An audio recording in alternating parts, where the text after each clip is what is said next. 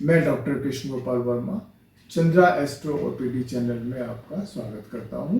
और आज हम इस चैप्टर में वास्तुशास्त्र में सीढ़ियों की क्या इम्पोर्टेंस है इस विषय में डिटेल चर्चा करेंगे। और इस चैप्टर में हम शामिल करेंगे कि घर में सीढ़ी किस दिशा में होनी चाहिए, घर में जो सीढ़ियां हैं इनकी संख्या कितनी होनी चाहिए, सीढ़ियां क्लॉकवाइज होनी चाहिए या एंटी क्लॉकवाइज होनी चाहिए, और क्या सीढ़ियों के नीचे टॉयलेट, मंदिर, लाइब्रेरी या स्टोर ऐसी चीजें बनाई जा सकती हैं। तो सर्वप्रथम मैं आपको यह स्पष्ट कर दूं कि जब कोई आपसे कहता है कि घर में आप सीढ़ी किस दिशा में बनाएं और किस दिशा में ना बनाएं, ये सीढ़ी शुभ हो गई, ये सीढ़ी अशुभ हो गई, तो ऐसे ज्ञानी लोगों से ये जरूर पूछे कि भाई साहब कृपया ये बताएं कि वास्तुशास्त्र की किस पुस्तक में सीढ़ियों के बारे में डिटेल लिखा हुआ है। क्योंकि मैंने आज तक अपने नॉलेज में किसी भी वास्तुशास्त्र की प्रामाणिक पुस्तक में सीढ़ियों के विषय में लिखा हुआ नहीं पाया है।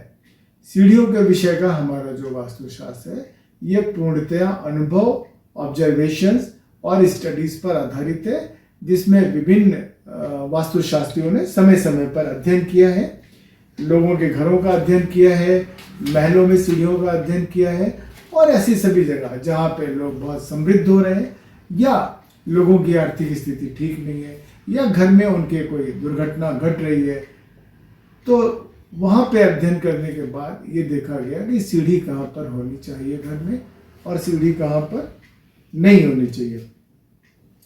अब इसमें देखिए, सीढ़ी घर में कहीं भी हो सकती है। जहाँ पर आपकी एंट्रेंस है वहाँ पर सीढ़ी हो सकती है। अगर आपकी एंट्रेंस पूरब की है तो पूरब में सीढ़ी होगी, और अगर उत्तर की एंट्रेंस है तो उत्तर दिशा में सीढ़ी होगी। ऐसा नहीं हो सकता ना कि आपका घर तो पूरब दिशा में हो और आप सीढ़ी पश्चिम दिशा में बनवा लें ऊपर चढ़ने के लिए, ऐसा नहीं होता। साथ ही साथ जो लोग फ्लैट्स में रहते हैं, कॉमन फ्लैट्स में है, कॉमन सीढ़ियाँ हैं, तो ये ध्यान दें कि ऐसी सीढ़ी का आपके वास्तुशास्त्र से कुछ भी लेना देना नहीं होता। सिर्फ वही सीढ़ी जो आपके घर के अंदर है और आपके घर को एक फ्लोर से दूसरे फ्लोर को जोड़ रही है, यही सीढ़ी आपके वास्तुशास्त्र को अफेक्ट कर सकती है। अन्यथा घर से बाहर की सीढ़ियों का कोई मतलब नहीं है। और वो कहाँ पर है, तो इसमें ये देखना देखिए ज़रूरी है कि अगर आपके मान लीजिए कि नॉर्थ की एंट्री है, तो नॉर्थ में वास्तुशास्त्र में N3 N4 को बेहतर दिशा मानी गई है, एंट्रेंस मानी गई है। वैसे ही पूरब में E3 E4 को, साउथ में S3 S4 को, और वेस्ट में W3 W4 को बेहतर जगह मानी गई है। तो अगर आप सीढ़ियाँ बनवा रहे हैं और आपके मन में है कि मैं वास्तु का भी ध्यान रखूं, तो आप इन इंट्रेंसेस की दिशाओं में सीढ़ियाँ बनवा सकते हैं।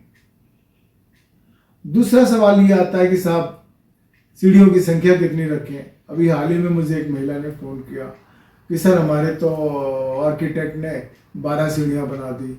मैंने कहीं पढ़ा है कि सीढ़ियाँ ऑड नंबर में होनी चाहिए, इवन नंबर में नहीं होनी चाहिए। तो कृपया घबराएं नहीं, सीढ़ियाँ ऑड नंबर में, इवन नंबर में, किसी भी नंबर में हो सकती हैं।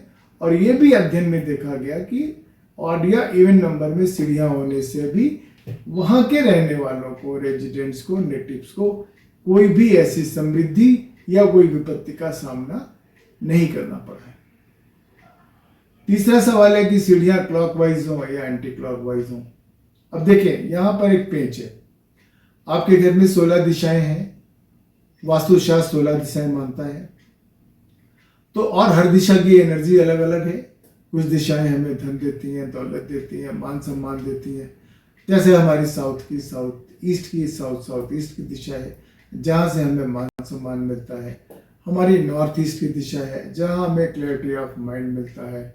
हमारी नॉर्थ वेस्ट की दिशा है जहाँ हमें समाज में पहचान मिलती है, सहयोग मिलता है, फाइनेंशियल सपोर्ट मिलता है।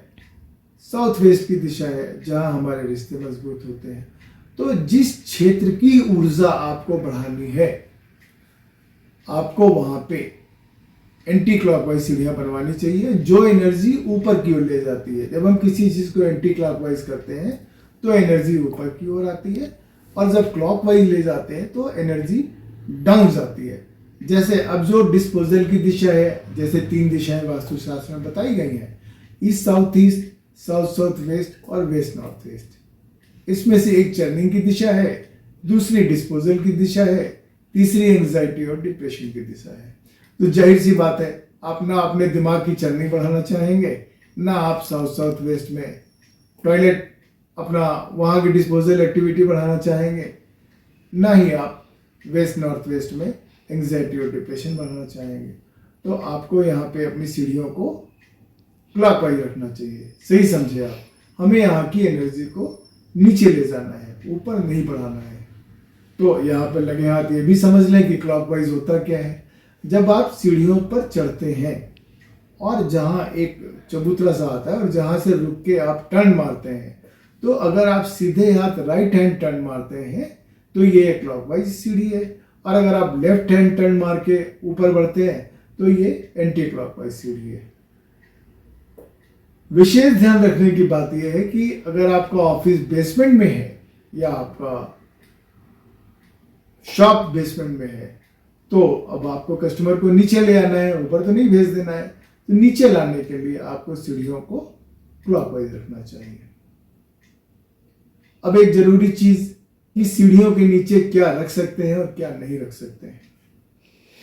इस विषय में मैंने अपने अध्ययन में पाया है कि सीढ़ियों में, जहां भी सीढ़ियों के नीचे टॉयलेट मुझे मिला है, ऐसे घरों में मैंने आकस्मिक घटनाएं घटते हुए बहुत देखा है, आकस्मिक मृत्यु होते हुए देखा है, और प्रीमेच्योर डेथ होते हुए देखा है, और लोगों को बर्बाद होते हुए देखा है। इसके अलावा अगर आप पूछते हैं क्या मैं सीढ़ियों के नीचे मंदिर बना सकता हूं, तो आप मंदिर बना सकते हैं। अगर उस दिशा का वास्तु आपको परमिशन देता है कि यहाँ पे मंदिर बन सकता है, तो निश्चित रूप से सीढ़ियों के नीचे आप मंदिर बना सकते हैं। बट वो साफ सुथरा होना चाहिए, और वहाँ रंगों का भी विशेष ध्यान रखें। मान लीजिए आपके नॉर्थ ईस्ट में सीढ़ी है, अब वहाँ आप मंदिर बनाना चाहते हैं, तो वहाँ लाल रंग का प्रयोग बिल्कुल भी ना करें। आप सीढ़ियों के नीचे लाइब्रेरी भी बना सकते हैं। मैंने अपने अध्ययन में कई जगह विदेशों में पाया कि लोगों ने सीढ़ियों के नीचे लाइब्रेरी बना रखी है, लोगों ने स्टोर बना रखे हैं। मैंने इंडिया में भी, गुजरात में विशेष रूप से, महाराष्ट्र में देखा कि सीढ़ियों के नीचे लोगों ने स्टोर बना रखे हैं, लेकिन उनका स्टोर साफ सुथरा है। वहाँ उन्होंने, कुछ लोगों ने अपने कपड़े रख रखे हैं, कुछ लोगों ने और भी जरूरी सामान रख रखे हैं।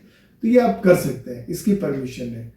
सीढ़ियों के नीचे टॉयलेट रखने के विषय में मैं पुनः आपको आगाह करूंगा, सीढ़ियों के नीचे टॉयलेट बिल्कुल न बनवाएं, ये जानलेवा हो सकता है। देखिए, सीढ़ियां हमारे कुंडली में बुध ग्रह को रिप्रेजेंट करती हैं, और बुध ग्रह हमारे व्यापार को रिप्रेजेंट करता है, हमारी समृद्धि को रिप्रेजेंट करता है। तो अगर आपके घर की सीढ़ियां टूटी फूटी है, चटकी हुई है, वेल प्लास्टर्ड नहीं है, कलरफुल नहीं है, तो यकीन माने ये आदमी के भविष्य को, आदमी के भाग्य को गड्ढे में ले जाती हैं।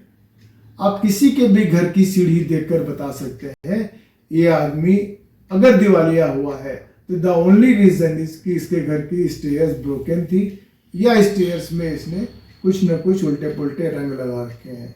तो आपको अपनी स्टेयर्स को साफ सुथरा रखना है, और कभी भी अपनी मेड से, अपने घर में काम करने वाले से सीढ़ियों को न धुलवाएं। सीढ़ियों को हमेशा अपने हाथ से धुलें, अपने हाथ से साफ सुथरा रखें, और उसको देवतुल्य माने।